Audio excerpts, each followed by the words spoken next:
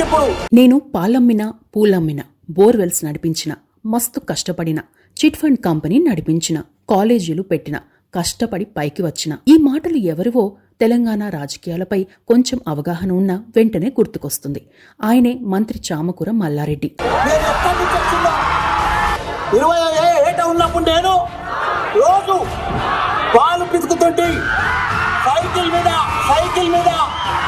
పాల క్యాన్లు వేసుకొని రోజు హోటళ్ళల్లో మిల్క్ సప్లై చేస్తుంటున్నాను. మిల్క్ సప్లై ఆ లెవెల్కి వచ్చిన నేను. సంచలన వ్యాఖ్యలు, ఆసక్తికర కామెంట్లతో పాటు తన పనుల ద్వారా నిత్యం వార్తల్లో నిలిచే వ్యక్తిగా ఆయనకు పేరుంది. అంతేకాదు తాను కష్టపడి పైకి వచ్చానని చెప్పడంతో పాటు పలు వేదికలపై సంచలన వ్యాఖ్యలు కూడా చేశారు. రానున్న అసెంబ్లీ ఎన్నికల్లో మల్లారెడ్డి మరోసారి ఎన్నికల బరిలో నిలిచారు. గెలవాలని పట్టుదలతో ఉన్నారు.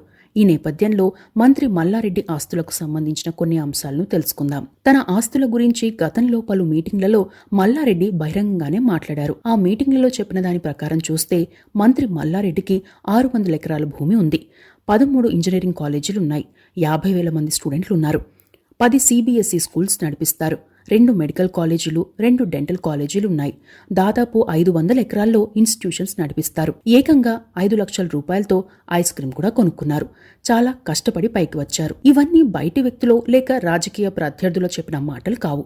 స్వయంగా వివిధ సమావేశాల్లో మంత్రి మల్లారెడ్డి చేసిన వ్యాఖ్యలు. అంతేకాదు TRS party working president IT మంత్రి కేటీఆర్ హాజరైన సమావేశంలోనూ తన వ్యాపారాలకు సంబంధించి పలు వ్యాఖ్యలు చేశారు మల్లారెడ్డి. మరోసారి మీడియాతో మాట్లాడుతూ పాలమ్మిన పూలమ్మిన బోర్వెల్స్ నడిపిన చిట్ ఫండ్ కంపెనీ నడిపించిన కష్టపడి పైకి వచ్చిన అదే సక్సెస్ అని చెప్పారు.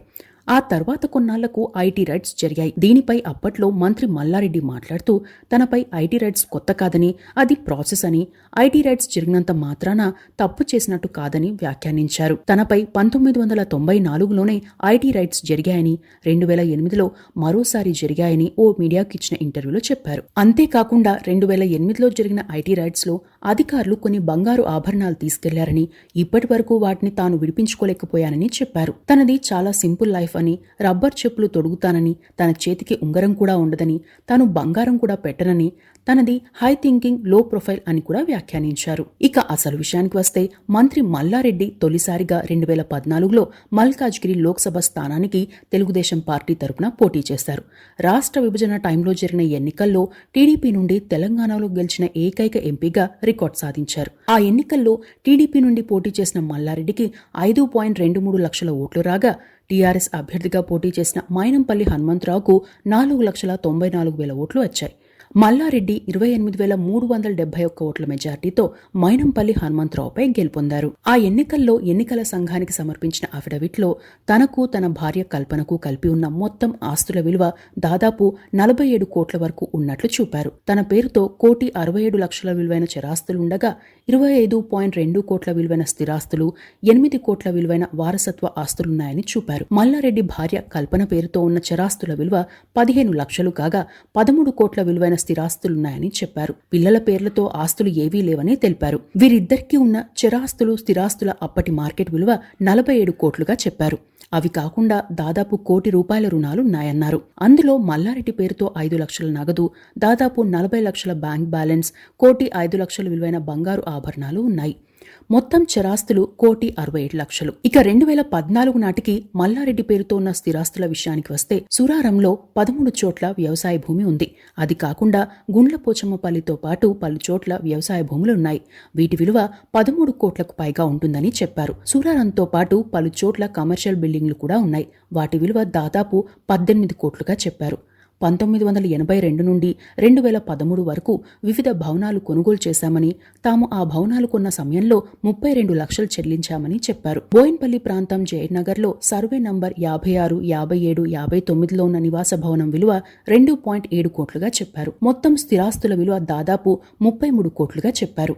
ఇక మల్లారెడ్డి భార్య కల్పన పేరుతో 13 లక్షల విలువైన బంగారు ఆభరణాలుండగా మొత్తం చరాస్తుల విలువ 15.13 లక్షలుగా చెప్పారు. స్థిరాస్తుల విషయానికి వస్తే సూరారం, దూలపల్లి, షామీర్పేట్, జీడిమెట్లతో పాటు పలు చోట్ల అగ్రికల్చర్ ల్యాండ్స్ ఉన్నాయి. తాము 2005 నుండి పలు విడతల్లో ఆ భూములను దాదాపు 4 కోట్లతో కొనుగోలు చేశామని, 2014 నాటికి వాటి మార్కెట్ వాల్యూ 10 కోట్లకు పైగా ఉందని చెప్పారు. సూరారం పరిధిలో 7 లక్షల విలువైన నాన్ అగ్రికల్చర్ ల్యాండ్, కోంపల్లితో పాటు సూరారంలో దాదాపు 3.4 కోట్ల విలువైన కమర్షియల్ బిల్డింగ్ ఉన్నట్టు చూపారు. ఇద్దరి ఆస్తులు కలిపితే దాదాపు 47 కోట్లు అని చెప్పవచ్చు. అప్పులు దాదాపు 1 కోటి వరకు ఉన్నాయి. అయితే వీటితో కాలేజీలకు సంబంధించిన వాటా ఉందని గాని, భాగస్వామ్యం ఉందని గాని ఎక్కడా చూపలేదు. పిల్లల పేర్లతోనూ ఆస్తులున్నట్లు చూపలేదు. ఇక 2018 ఎన్నికల్లో టీఆర్ఎస్ తరపున మేడ్చల్ అసెంబ్లీ నియోజకవర్గం నుండి పోటీ చేశారు. ఆ ఎన్నికల్లో కాంగ్రెస్ పార్టీ అభ్యర్థి కె లక్ష్మారెడ్డిపై 87,000 ఓట్ల మెజార్టీతో గెలుపొందారు మల్లారెడ్డి. ఆ ఎన్నికల సందర్భంగా ఎన్నికల సంఘానికి సమర్పించిన అఫిడవిట్లో తన పేరుతో 2 కోట్ల విలువైన చరాస్తులు, తన భార్య పేరుతో 26 లక్షల విలువైన చరాస్తులున్నాయని చెప్పారు. తన పేరుతో 34,90,00,000 విలువైన స్థిరాస్తులు, తన భార్య కల్పన పేరుతో 12,08,00,000 విలువైన స్థిరాస్తులున్నట్లు చూపారు. ఇద్దరికీ కలిపి 3.5 కోట్ల అప్పులు, లోన్లు ఉన్నట్టు చెప్పారు. అయితే మల్లారెడ్డికి ఆయన భార్యకు ఉన్న ఆస్తుల విలువను 2014 నాటి విలువతో పోల్చి చూస్తే పెద్దగా తేడా లేదని చెప్పవచ్చు. మల్లారెడ్డికి 2017-18లో 75 లక్షల వార్షికాదాయం రాగా ఆయన భార్యకు 1,74,00,000 ఆదాయం వచ్చింది. ఇక మల్లారెడ్డికి ఉన్న చరాస్తుల విషయానికి వస్తే వివిధ బ్యాంకుల్లో ఉన్న బ్యాంకు బ్యాలెన్స్లు దాదాపు 55 లక్షలు ఉన్నాయి. అవి కాకుండా 1,16,00,000 విలువైన బంగారు ఆభరణాలున్నాయి. స్థిరాస్తుల విషయానికి వస్తే సూరారం, మైసమ్మగూడ, జీడిమెట్ల, గుండ్లపోచమ్మపల్లి, ధూలపల్లి, షామీర్పేట్, కొండ్లకోయ తదితర ప్రాంతాల్లో వ్యవసాయ భూములున్నాయి. 1982 నుండి వీటిని కొనుగోలు చేసినట్టు చూపారు. వాటి మొత్తం కొనుగోలు విలువ 38,19,000 కాగా 2018 నాటికి వాటి మార్కెట్ వాల్యూ 13 కోట్లకు పైగా ఉన్నట్లు చూపారు. అయితే మల్లారెడ్డి పేరుతో నాన్ అగ్రికల్చర్ ల్యాండ్ లేదు. అదే సమయంలో మల్లారెడ్డికి వివిధ బ్యాంకులు, కంపెనీలలో దాదాపు 1,86,00,000 అప్పులున్నట్టు చూపారు. అందులో కుమారుడు మహేందర్ రెడ్డికి 6 లక్షల అప్పున్నానని, కోడలు శాలినికి 28 లక్షలు అప్పున్నానని చెప్పారు. ఇక మల్లారెడ్డి భార్య కల్పనకు 6 లక్షల విలువైన బంగారు ఆభరణాలున్నాయి. వివిధ బ్యాంకుల్లో ఉన్న డిపాజిట్లు దాదాపు 4.48 లక్షలున్నాయి. కల్పనకు కూడా జీడిమెట్ల, సూరారం, మైసమ్మగూడ, గుండ్లపోచమ్మపల్లి, షామీర్పేట్, ధూలపల్లి తదితర ప్రాంతాల్లో వ్యవసాయ భూమి ఉందని, తాము వివిధ సంవత్సరాల్లో వాటిని కొన్నామని, ఆ టైంలో వాటి విలువ 46,86,000 అని చెప్పారు. 2018 నాటికి వాటి విలువ 8.5 కోట్లు ఉందని చెప్పారు. 2005 తర్వాత వీటిని కొనుగోలు చేశారు. అయితే వీటిలో 2011లో జీడిమెట్లలో కొనుగోలు చేసిన భూములకు సంబంధించి కొనుగోలు ధరనే 2018లో మార్కెట్ ధరగా చూపెట్టారు. ఇక సూరారం, కొంపల్లి ప్రాంతాల్లో కల్పనకు నాన్ అగ్రికల్చర్ ల్యాండ్స్ ఉన్నాయి.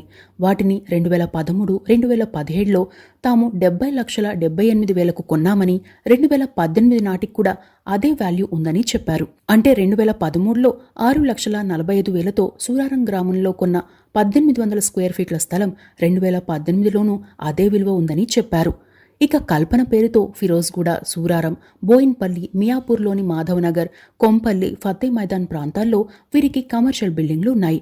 వాటిని 1992 నుండి వివిధ సమయాల్లో 2.5 కోట్లు పెట్టి కొన్నారు. 2018 నాటికి వాటి విలువ 19 కోట్లకు పైగా ఉంది. వీటిలో సూరారంలో 18,000 గజాల స్థలం 6వ వంతు వాటా, ఫతే మైదాన్లో ఉన్న బిల్డింగ్లో 6వ వంతు వాటా ఉందని చెప్పారు. కల్పనకు 1,80,00,000 అప్పులున్నట్టు చెప్పారు. ఇక మంత్రి మల్లారెడ్డికి ఒక కుమార్తె, 2 కుమారులు ఉన్నారు. కుమార్తె పేరు మమత, కుమారులు మహేందర్ రెడ్డి, డాక్టర్ భద్రారెడ్డి. అల్లుడు మర్రి రాజశేఖర్ రెడ్డి 2019లో టీఆర్ఎస్ తరపున మల్కాజ్గిరి లోక్సభ నుండి పోటీ చేశారు. కాంగ్రెస్ నుండి పోటీ చేసిన రేవంత్ రెడ్డికి 6 లక్షల పైచిలుకు ఓట్లు రాగా, మర్రి రాజశేఖర్ రెడ్డికి 5.92 లక్షల పైచిలుకు ఓట్లు వచ్చాయి. రేవంత్ రెడ్డి 10,919 ఓట్ల మెజార్టీతో గెలిచారు. ఇక మంత్రి మల్లారెడ్డి కుమార్తె, కుమారుల ఇళ్లతో పాటు ఆయన కుటుంబానికి సంబంధించిన కాలేజీలు, భవనాలు, సమీప బంధువులపై కొంతకాలం క్రితం ఐటీ రైడ్స్ జరిగాయి. అప్పట్లో రాష్ట్ర వ్యాప్తంగా ఈ ఐటీ రైడ్స్ చర్చనీయాంశమయ్యాయి. ఆ సమయంలో మల్లారెడ్డిపై పలు ఆరోపణలు వచ్చాయి. దాదాపు 100 కోట్ల నగదుకు సంబంధించిన లెక్కల్లో లోపాలున్నట్లు ఐటీ అధికారులు గుర్తించారని కూడా మీడియాలో కథనాలు వచ్చాయి. అంతేకాకుండా ఐటీ అధికారులు రాగానే మంత్రి మల్లారెడ్డి తన ఫోన్ను డస్ట్బిన్లో పడేశారని, ఆ ఫోన్ను ఐటీ అధికారులు గుర్తించి స్వాధీనం చేసుకున్నారని కూడా ప్రచారం జరిగింది. ఆ ఆరోపణలను ఖండించారు మంత్రి మల్లారెడ్డి.